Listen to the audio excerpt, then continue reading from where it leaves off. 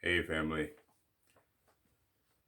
Welcome to How Love Works, where we talk about the principles for lasting love. And I quote, if you talk to a man in a language he understands, it goes to his head. But if you talk to a man in his own language, it goes to his heart. Nelson Mandela. We live in a time where, we do a lot of talking, we do a lot of communicating, and we don't really say anything. We don't really know how to communicate to one another's heart. And there's a lot of misinterpretation between the sexes in the way they communicate with one another.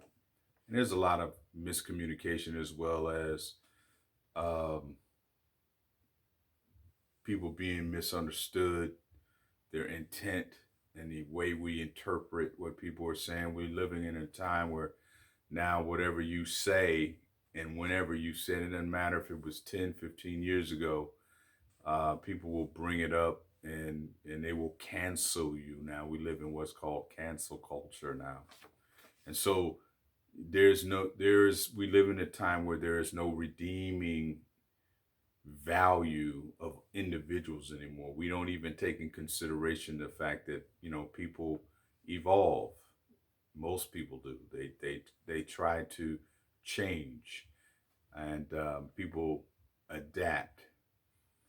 But that's no longer the case now. People are so black and white and so self-absorbed that they just want to be right, even when they's wrong. So that's where we are today, and it has changed the landscape of relationships today. So, what I'm interested in doing today, family, is I would like to share, at least for the benefit of the women, and I think it's going to be a two-parter because I don't want to give a long-winded speech today. I want to give the women some information about different communication habits and styles that and actually more to the point language that they should never use. But at the same time, part two, I want to give you the type of language that speaks to a man's heart. And so I've titled this discussion, How to Speak into a Man's Heart. How to Speak into a Man's Heart. Part one. Never say these things. Never say these things to a man. Okay? I just wanted to put that out there. Here are some of the things that you should never say, because if you say these things and this is your habit, this is the way you communicate, then what's going to occur is that you're going to create consternation, you're going to create distance, you're going to create uh, contempt, and you're going to close the man's heart. He's going to close it off to you, and he's going to emotionally distance himself from you. Um, you may even create some codependency if you're dealing with a damaged individual. But by and large, the goal of intimacy, connection, you will be so far from that, you can pretty much wrap it up that you will never find what you want. You will never receive what you want. So I want to go ahead on and go through these real quick. These are some of the things you should never say to a man. Never, ever, ever, ever, ever, ever tell a man what to do or how to behave or how to feel. Never do that. Never do that. What to do, how to behave, or how to feel. Please, ladies, don't do that. It's not going to go well for you. Not at all. I'm here to tell you. All right. Number two, now we're talking about language, communication. Never offer unsolicited advice. I tell this to women, you guys who have been listening to me, you've heard me say this before. If I don't ask you for advice about whatever the issue is, whatever the situation is, I don't want it. I don't want you to tell me. I don't want you to give me the advice. Now, it doesn't matter if you don't understand at this moment why we don't do that, because I'm not going to go into it right now. But just know this. Don't offer unsolicited advice to men, to boys, please, and young men. Don't give them unsolicited advice. All right. Number three, never drown a man in your negatives.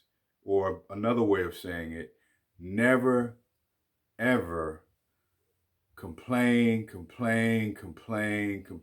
Seeing the glass empty, always negative Nelly. There's always something wrong. There's always an issue. There's always constant problems with you. Don't do that. If that's the issue you have, then you might need to go talk to someone about that, because brothers don't want to deal with that. No man wants to deal with that. All right. Number four, never ask a man to do something for you, then micromanage him and instruct him. Never ask a man to do something for you, then micromanage him and instruct him. Let me give you an example. I had a situation recently with my wife. The advantage of being married as long as I have is that we don't really get upset with each other about this stuff sometimes, because it doesn't matter how long you've known a woman. It's going to happen. It's just in their nature to help, because that's the way I see it. And it's not vindictive or mean, because all the things I'm going to list here is not necessarily them being mean or vindictive. I'm not suggesting that. I'm just suggesting that when you use these things and you say some of these phrases, or you say some of the words that you say, it doesn't resonate well with men, because remember, we are from another universe. We are off of another planet. We're not from your planet. We don't even speak your language. And most women don't speak our language. My wife asked me to take some clothes and take them to the back room. Okay. There's a couple of ways to get to the back room. You can go through the kitchen or you can go through the family room. There is a hallway that connects both the kitchen and the family room. You can get to the back room from either direction. So I decided, when I was given the clothes, I was going to go through the family room to reach that hallway and get to the back room, the bedroom back there. What does my wife do? Bless her heart.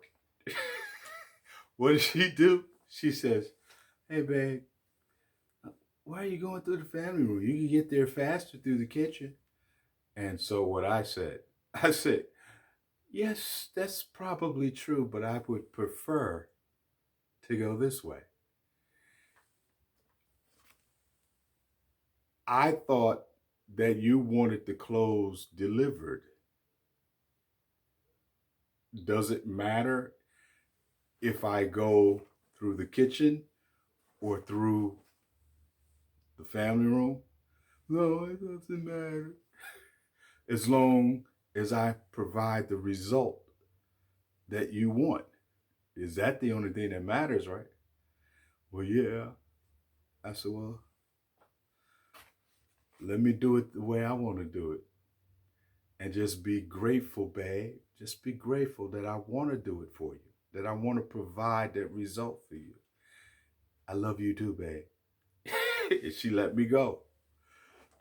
Please don't micromanage your brother. You ask him for something, don't try to tell him how to do it, because that's a negative thing. And I'm going to tell you about us brothers. We're not going to do it again if it's a negative experience. Now, if it's a rewarding experience, we'll do it over and over and over and over again. But if it turns into a negative experience, I'm not doing it. Nobody else. And like I said, I've been married forever. I'm gonna be sensitive to that to the day they put me in the box and put me in the ground. That's just being a man. All right.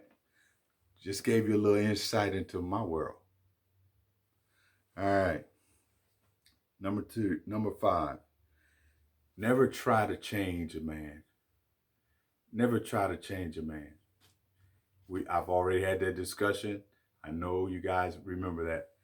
I mean, if you can't accept him for how he is and what he is, there's other ways to do it. I'm going to talk about that next video. There's ways you can influence him, but don't try to change it. Let him be influenced, and he makes the change voluntarily. Because I don't want you to try to change the man, because that sends the wrong message. All right. I think number 6, never complain incessantly and compare and compete with a man. I've already said a little bit about that. Don't do that. Number 7, never demand or command a man. Don't treat him like an animal. Don't demand, don't command him. You know, if you want something, ask. Don't throw the hint thing. Men don't speak hint. Don't do that either. Just ask for what you want. That's all. Just ask. And because we're providers by nature, we want to please. That's a reward for us. All we need is a little appreciation, rub us on the head and tell us it was great. Oh, you were great. You know, give us a little praise. You know, all that kind of thing. Like you would rub a puppy's head. You know, I'm just being silly now, but you get the point. I'm just being silly. Now, I think number 8 here is never criticize a man, because all that does is create distance. You criticize a woman, you can get her to change. You criticize a man, that's going to create distance, emotional distance. He'll shut down on you. You'll shut down, I'm telling you. But if you don't believe me, you'll find out. Most of you ladies probably have found out. If you're criticizing a brother, he's going to shut down on you, and eventually he's going to roll on you. Number 9, never interrupt a man while he's thinking about something you asked him about. You ask him a question or you ask for his advice, what you should be doing is at least counting the 30 in your head. That's what I tell my wife. If you ask me something, I respect your request that much that I'm going to think about it before I respond. Don't go into, off the top of your head, because women can do that. Men don't do that. We're single focused, right? We're not like you guys. Again, unless you're a left-handed guy or you are a homosexual man, normally left-handed guys and homosexual men, they can come off the top of their head just like that, right? But right-handed men, not us. We're very, very compartmentalized. We're very single focused. And so we put a lot of effort into thinking about what we're going to say, and then we bring it up. If a woman counts to 30 in her head, 1001, 1002, keep your mouth shutty. He will give you something that you might not have expected.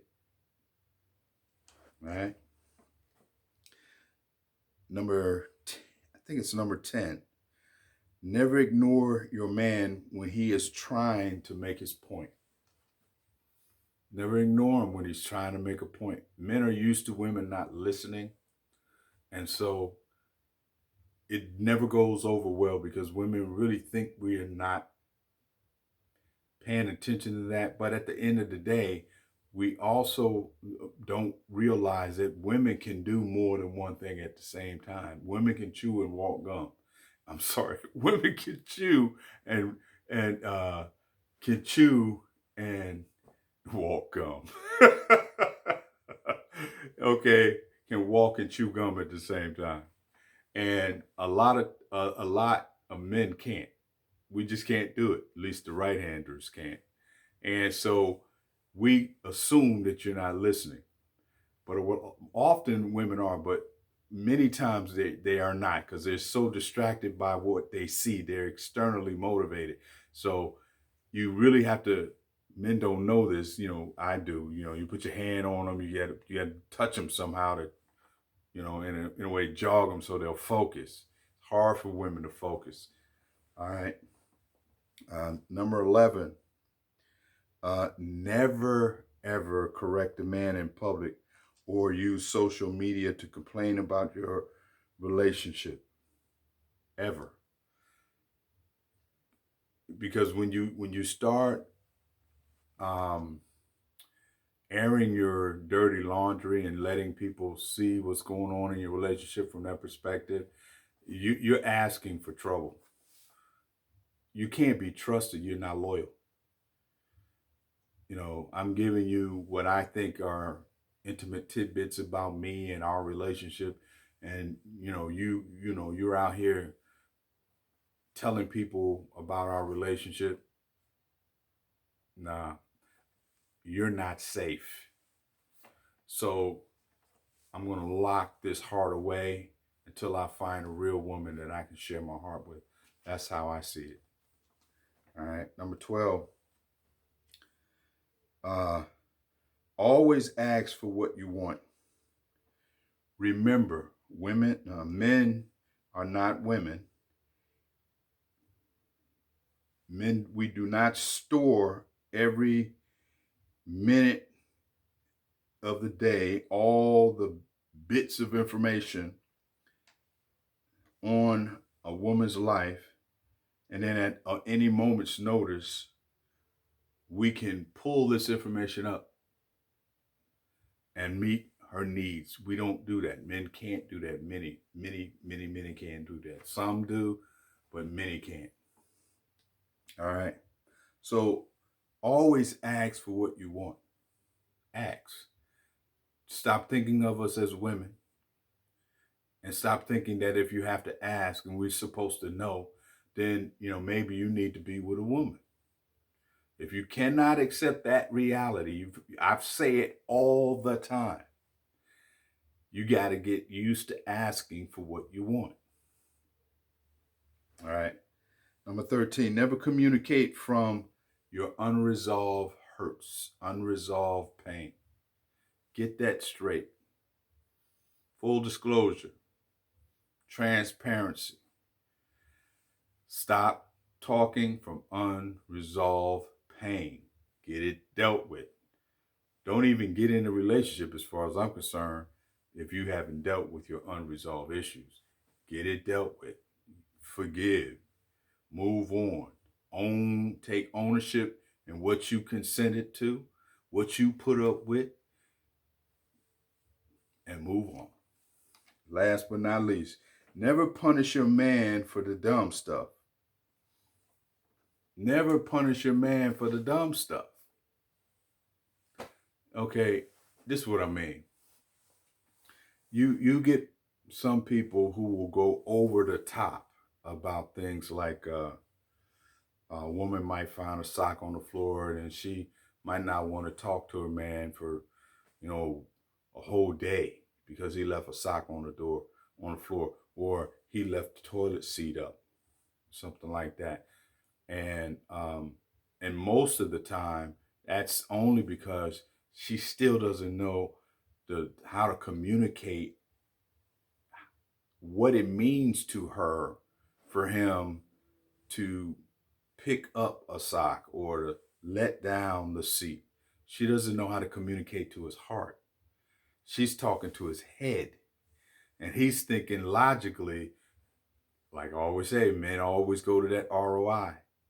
We're not motivated by the externals. We're motivated by the internals.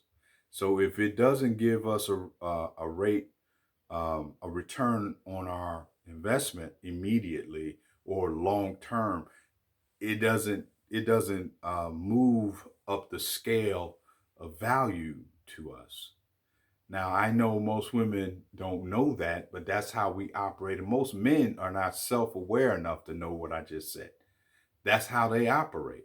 But you can go around that mechanism if you know how to talk to his heart. And that's what we're going to deal with next video.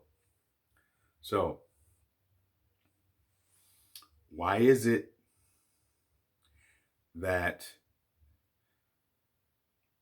most of us don't know how to communicate to a man's heart? Most of us, I'm talking about women. It's because they don't understand those 14 things I just mentioned. They communicate to his head, or they're doing things that are just absolutely detrimental, that create distance. They use the language the wrong way. They don't know how to use the language to connect with. They use the language that distances. And so until they learn how to do that, they being women, until they learn how to do that, they're going to continue to get the results they continue to get. That's my time. I thank you for yours.